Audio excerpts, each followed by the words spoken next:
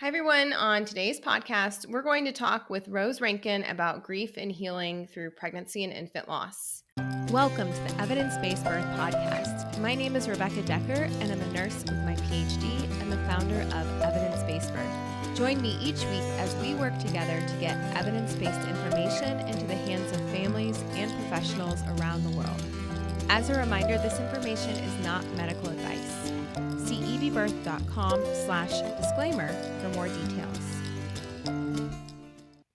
Hi, everyone, and welcome to today's episode of the Evidence-Based Birth Podcast. My name is Rebecca Decker. My pronouns are she, her, and I will be your host for today's episode.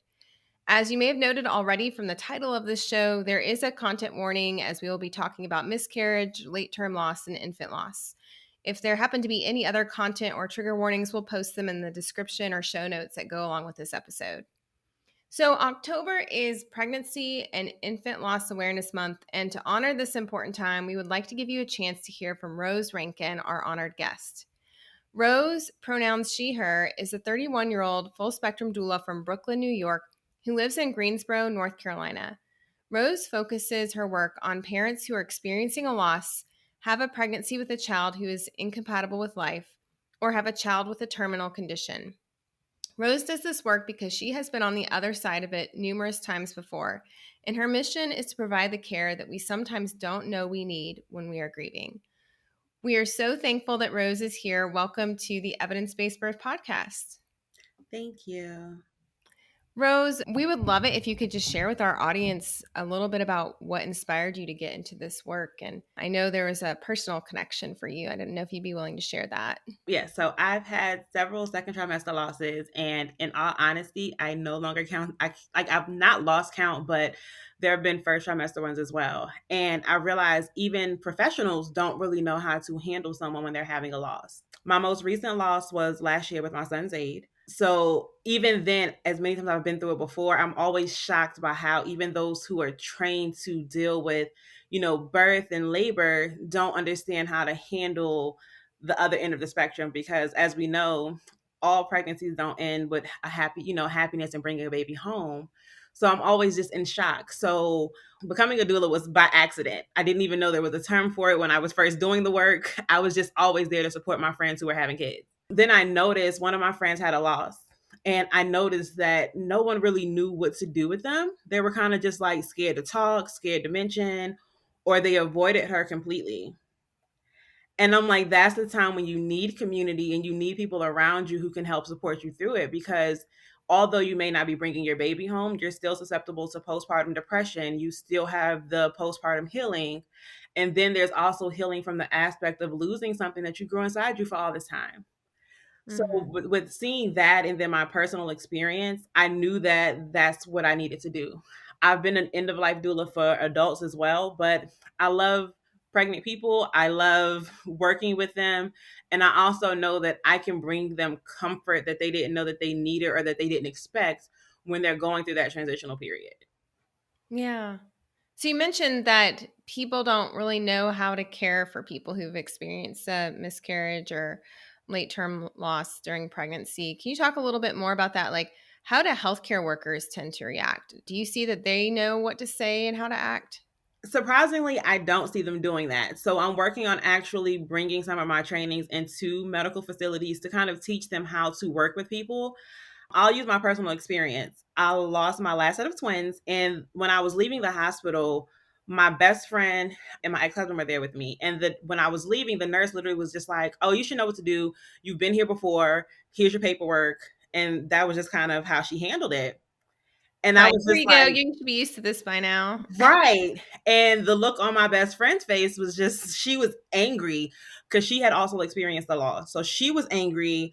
And I was just kind of in shock. Like it still didn't feel real to me. Even though I work on both ends, I work with people who have had losses. I've experienced loss before, but it's always fresh. So I couldn't even respond.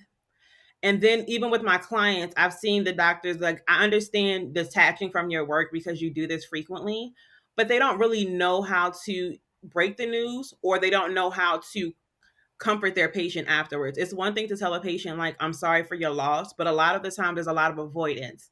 people may not realize it's avoidance, but I can see like the nurses kind of handle that patient differently.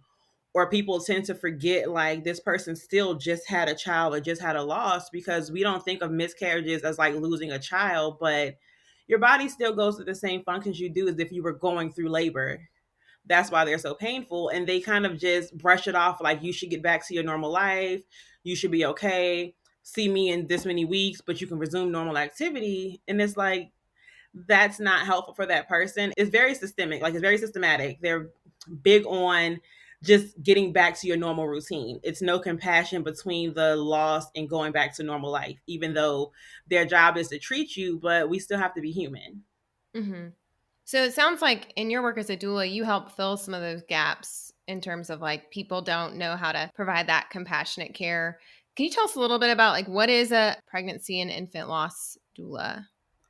Okay, so for me, I know it varies because I have some colleagues who deal specifically with stillborns. I have others who do like the full spectrum, miscarriage, late term, stillborn, or infant loss.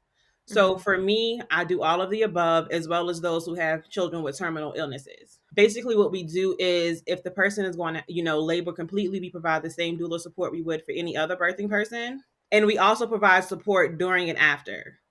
Most people aren't familiar with what happens after someone has a late term or a stillborn baby. In a lot of places, the parents can keep the baby in the room with them if they have the cooling unit. Some places will bring the infant back and forth for the parent to spend time. And a lot of the time, people don't understand the hardest part for the parent is giving the baby back when it's the final time. So I learned kind of how to ease them into it and comfort them afterwards, because sometimes parents really just don't want to let go, and it's Mm-hmm. understandable. So we kind of fill in those gaps as you stated before, and we provide support. I also link them with resources in their community, because even though I'm a doula and I know how to support them, I'm not a therapist. And Mm-hmm. sometimes grief counseling, I'm kind of like a bridge to get them to where they need to be, but also that support person that they may not have, because grief is hard for all of us. And someone losing a child is something that we don't really think about a lot, because parents are supposed to outlive their children, not vice versa. So a lot of the times we aren't naturally equipped with how to comfort someone with that. So my job is to comfort them and help them get to where they need to be to kind of reincorporate themselves back into life, because that's a major life event. You're Mm-hmm. planning for this happy, healthy baby, and then something happens. So what we do is kind of like you said, we're a bridge. We connect the pieces and we kind of help go through this transitional period, because there are a Mm-hmm. lot of transitions involving loss. And basically, what I do, I tell them all the time, I don't catch babies, I catch you. So whenever you feel like you need someone to be your support system, that's what I do during this time, throughout this period. It reminds me of, the pillars of like birth support include information and providing comfort, like Mhm. physical and emotional support and advocacy. So you do Mhm. all of those things, but they're tailored and you're specialized in how to help people who are going through this process, who are losing their Yes. baby. I tell people I do basically the same thing I do with my birth work, except I have to add on a extra, I guess you could say, pillar or something to help them understand and work through the grief. Okay. Because grief isn't linear. So people expect to go through the stages of grief in a certain way, but you Hmm. never know. You might need someone to be there at 3 o'clock in the morning because it really just dawned on you that you didn't bring your baby home, or you lost the baby that you had, and it's hard. So for me, I kind of bring them through that. What I do is I navigate them through it, because it may be 3 o'clock in the morning and you're realizing it just hits you. Because if you've ever experienced grief with any type of loss, sometimes you're fine and then out of nowhere that grief comes in. So similar to how a postpartum doula provides postpartum support to help a new parent with the baby and everything like that, I offer extended services after the birth or the loss to kind of navigate them through. I offer my services for up to a year sometimes, similar to the way a postpartum doula would, simply because your body still went through all of the changes. You still need that assistance, you still need that care, and you need a little extra component because you didn't gain something new, you lost something, and sometimes you need that extra support. Hmm. It seems like it could be a challenging role. What gets you through the difficulties? Like, what is your why? Why do you keep coming back to helping these families? Because I know what it's like to go through these things alone or not have that support. Hmm. So for me, it's knowing that I may have helped someone avoid spiraling into a depression. Sometimes people don't understand that postpartum depression does come because of chemical imbalances, our hormones getting back to where they should be. But sometimes we're teetering between falling further into the depression or being able to, name it, see it, get the help we need. And sometimes parents who have experienced a loss don't believe that they can experience postpartum. And I Mm, know for me, if I'm able to help someone avoid the spiral or avoid going into that dark place or just kind of detaching from reality, I'm where I'm supposed to be. mhm. So even through the pain, knowing that I'm helping another parent, it makes it all worth it. What are some of the challenges faced by grief and loss doulas? Explaining to people why we do what they do because they think it's very morbid. Being able to help our clients in the way that they want to be helped because everyone grieves differently. I can't take my personal experiences and place them onto another person because how I grieved or how I navigate my grief or what I needed may be totally different than what they need. So the hardest thing is not personalizing it, remaining objective because your experience isn't your client's experience. And if you're someone who has never experienced the loss, it may be a little hard to kind of empathize. You can get what's going on, but you only know what you've been told. So it takes a little while to get used to it. Mhm. And I also think another hard part is navigating the medical staff because they fully don't understand why some people experiencing a loss want a doula. I've had medical staff kind of Because look you're at not me giving birth to a quote like real a baby. live child, right? Yeah. Especially with the miscarriages. I've had someone have like an 8 or 9 week loss, and the doctors are kind of like puzzled why I'm there. And I'm like, it's still a loss. They were pregnant. They are no longer pregnant. They're going through a transitional period. For me, that's the hardest part because I felt like medical staff would understand better than anyone, being that they've seen it more than anyone. Mhm. And it's not the case. So I think that's part of the hardest part and detaching because sometimes it does get emotional and you have to remember to do your self-care afterwards because if you're not caring for yourself, you can't care for the next client. What do you think, Rose, is needed in communities to like help focus more or express the importance of people who are experiencing grief and loss? Communication as well as I don't want to say training because I feel like you can't train anyone to be prepared for someone having a loss. But I think we need to have these conversations more. Normalize speaking about loss. I know a lot of people are scared to mention the babies that I have lost. And I'm like, no, say their names, talk about them, ask me how I'm feeling, especially if it's around any type of anniversary date. Talk about it. And so often, especially in Black communities, we don't really talk about these things. A lot of people don't know that their mother, grandmother, auntie, anyone in their family, a lot of people don't know that these people had losses until they experience one or it happens in like a passing by conversation. And it's still something that's not really discussed. And I feel like people need to normalize talking about it. You don't have to talk about it all the time, but it shouldn't be a taboo. Nothing's wrong with the person who had a loss. You're not defective, you're not broken. Things happen. We're human. It's nature. And we can't keep sweeping it under the rug because the more we don't talk about it, the more we don't know how to love and comfort those in our community who experience those losses. Yeah, and I can think to my own culture and upbringing in a white community, primarily white community, was that you didn't announce your pregnancy until 12 weeks Mhm. because that way you could hide a miscarriage. If you had one, it was so shameful and something that you would never talk about. It was like not good manners to talk about it. And I think that's kind of universal because even with my culture and many other cultures I've worked with, it's the Hmm. same thing. You don't announce until your X, Y, and Z amount of weeks along. And I'm like, that usually leaves the birthing parent in the dark if a loss happens. They don't have community to support them. They don't have anyone around them to love them through it because whether you've been pregnant for 1 week or 12 weeks, you still experience that loss and it still hurts because you were expecting this baby and now that expectation and hope was taken from you. And I feel like it's kind of toxic that we put birthing people into this box to where if something happens, you can't tell anyone, but then you have to Hmm. go through it alone, but come back like nothing happened. Yeah. Yeah, there's still a stigma attached to it, It and there is. And shouldn't be, and like, like you said, that you're left alone when it happens. right.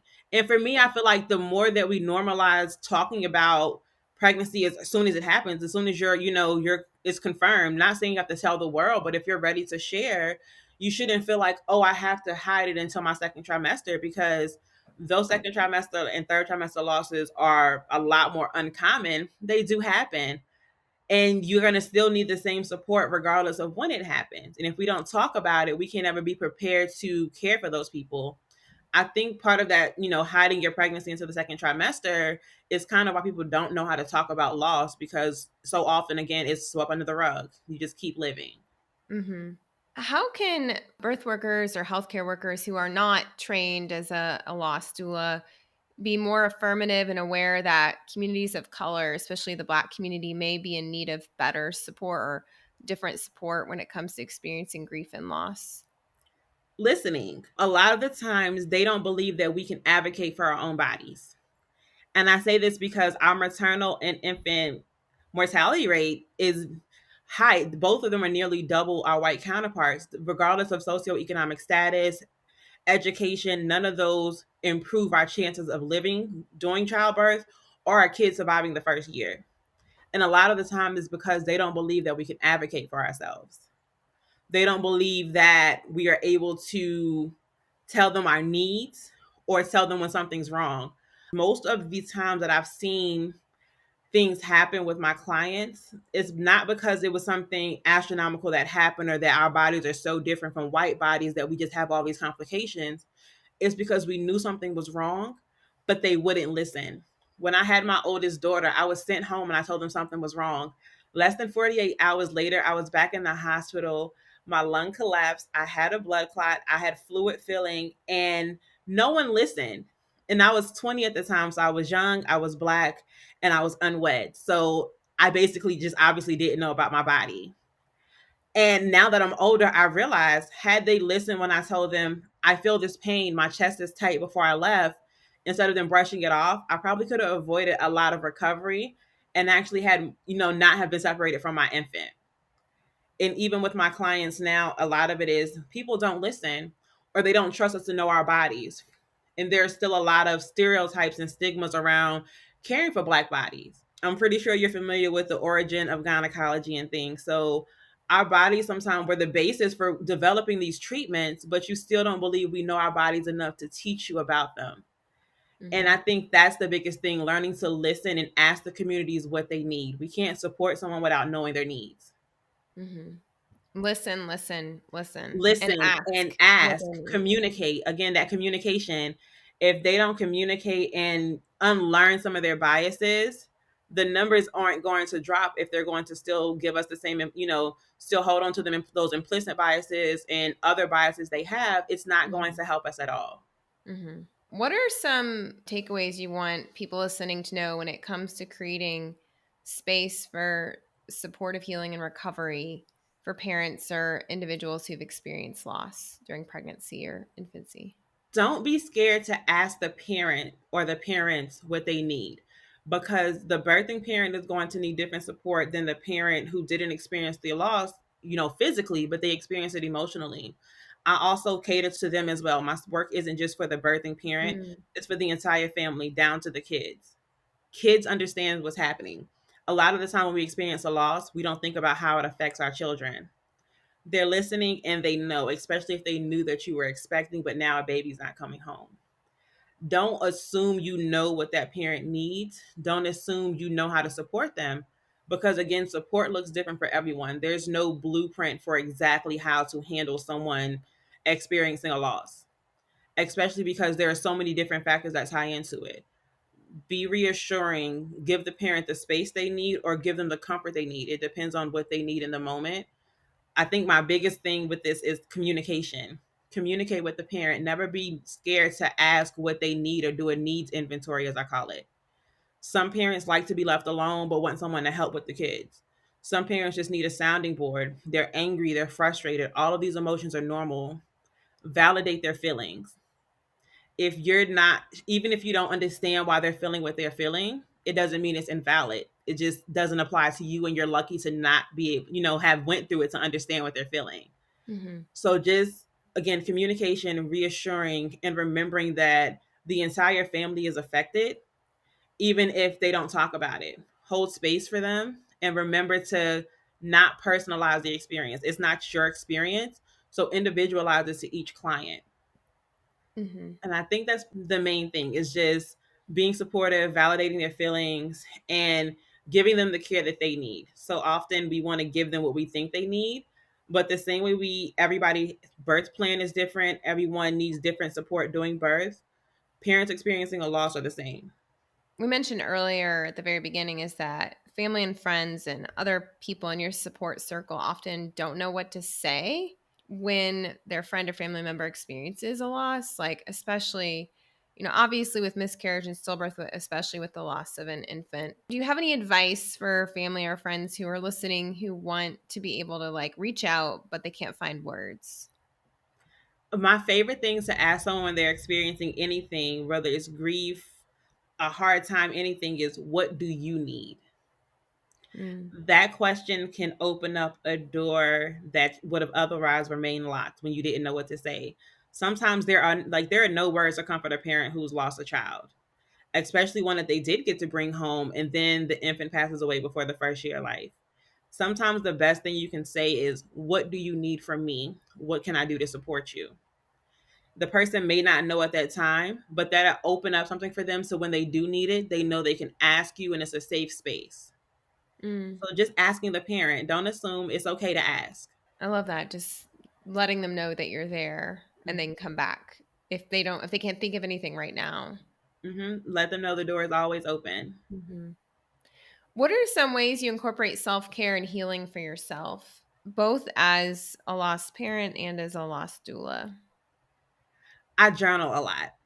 I Mm. believe that words are very powerful, whether we say them or write them. So I'm currently working on some journals for parents who have experienced loss. And for me, I constantly do a self inventory. And I realized by working on those journals, this is great for people who are supportive to people with loss as well, because sometimes that energy does transfer. If you're someone who's very empathetic, you may feel heavy after working with someone who's experienced a loss, and you have to unpack that so you're not bringing that home or to your next client, especially if you do both birth and loss. So you want to make sure you're resetting yourself. For me, I'm very big on candles, relaxation, reading, finding what makes you happy. Self care isn't always just bubble baths and towels and cucumbers on your eyes. Sometimes self care is literally just sitting in a park for 15 minutes and releasing. If you need to scream or cry, that's okay. That's still self care. So for me, my self care regimen is what I feel in the moment. If I'm super heavy and I can't articulate what I'm feeling, I journal it out. If I just feel weighed down by everything I've worked on, like one week I had, I think, 3 losses in the same week with 3 different clients. And by the end of that week, I was so overwhelmed. People think because I've done this for so long that I can just breeze through it. It's still a shock to the system every time, because no parent should experience it.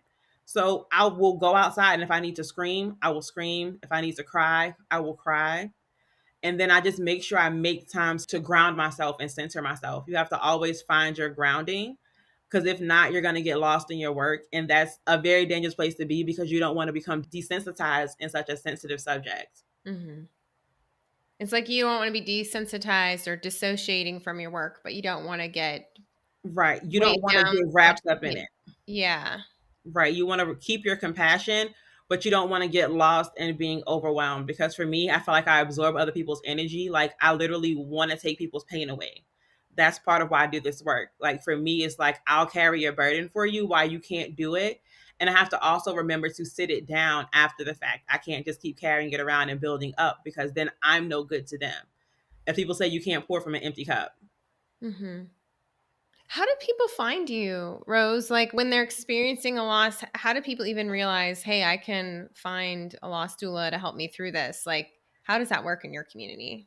So, in all honesty, a lot of people still don't know that we exist. Okay. So, my goal for the rest of this year, next year, is normalizing and talking about loss and grief and PAIL doulas, that we're here, and also teaching birth doulas about this work, because there are a lot of full spectrum doulas, but a lot of them still don't think about that part of the spectrum. So for me, it's about normalizing and letting them know, hey, a full spectrum doula supports you through loss, and kind of normalizing that conversation and not just strictly birth, birth, birth. Because Some people do give birth, but the child may not come home with the parent. So for me, I'm becoming more vocal on social media. I've been kind of off this year. Like I said, last year I experienced a loss, and I'm still recovering for that. I pulled back from my work a little bit simply because I didn't want my grief to fall onto my clients. It's unfair. So for me, I'm more active on Instagram. I And believe people can follow you at Tranquil Doula Services, yes, correct? Tranquil Okay, Doula Services, on because I Instagram. believe in bringing tranquility to my clients, even the darkest of times. So they can follow me there. I'm big on just word of mouth. Sometimes people find me simply because someone they know had a loss. I tell people all the time, even if you look at things in society, a lot of people try new things simply because someone else mentioned it. And I tell people it's okay to tell, if you decide to talk about your loss, it's okay to mention that you had a lost doula. You never know what someone else may be going through. And some of us don't offer services strictly to individuals just now experiencing a loss. Sometimes you just need that support person and that bridge after the fact. Like a postpartum loss. Exactly. The Doula. same people find postpartum doulas, they can have someone who does postpartum loss as well. And that's where I come in. Sometimes you just need to woosah and sit down and have that moment. And it's okay to talk about it and pass that word along. Like, hey, I had a loss. I'm not experiencing it right now, but my loss was X, Y, and Z amount of time ago. Can this person support me? And the more we talk about it, again, communication, the more we talk about it, the more people can normalize and knowing that we're out there. You mentioned raising awareness of lost doulas. Are there any other projects coming up that you'd like to share with our listeners? For me, the main thing I'm working on is next year, summer 2022, I plan on releasing a training, a self-paced training. This one isn't going to be strictly for just PAIL or bereavement doulas. It's also teaching birth doulas how to support someone, because though I've learned the hard way that it can be an absolutely normal birth that can go wrong at the last minute. And you don't want to be that person who kind of clams up and can't support your client anymore. So I'm releasing a training next year to kind of ease people into understanding what to do in the event that your birth turns into a loss service, because we don't really think about it. So that's coming summer 2022. That's exciting. And we'd love to share that when it comes out. Rose, is there anything else you want to share with our listeners? Any like takeaways or words of wisdom for people who are experiencing loss or working with lost families? To the parents that have experienced the loss, it's not your fault. Your feelings are valid. And if you need support, it's okay to seek support at any point in your journey. And for those who are supporting the person or the people experiencing the loss, communicate. If you don't know what to say, ask them what they need. It's okay not to know how to support them, but they can tell you what support they need. And to everyone listening, just talk about it more. It's not a taboo. Loss happens. We don't sweep under the rug when an adult passes, so we should still honor and validate and just talk about the kids that we've lost too soon. Thank you, Rose, so much for coming on the podcast and sharing your wisdom with us. You're welcome. Thank you for having me. I really appreciate it. Yeah, and we look forward to following your work at Tranquil Doula Services, and anybody else who's listening, we encourage you to follow Rose there as well. Thank you so much. This podcast episode was brought to you by the book Babies Are Not Pizzas, They're Born Not Delivered. Babies Are Not Pizzas is a memoir that tells the story of how I navigated a broken healthcare system and uncovered how I could still receive evidence-based care. In this book, you'll learn about the history of childbirth and midwifery, the evidence on a variety of birth topics, and how we can prevent preventable trauma in childbirth. Babies Are Not Pizzas is available on Amazon as a Kindle, paperback, hardcover, and Audible book. Get your copy today and make sure to email me after you read it to let me know your thoughts.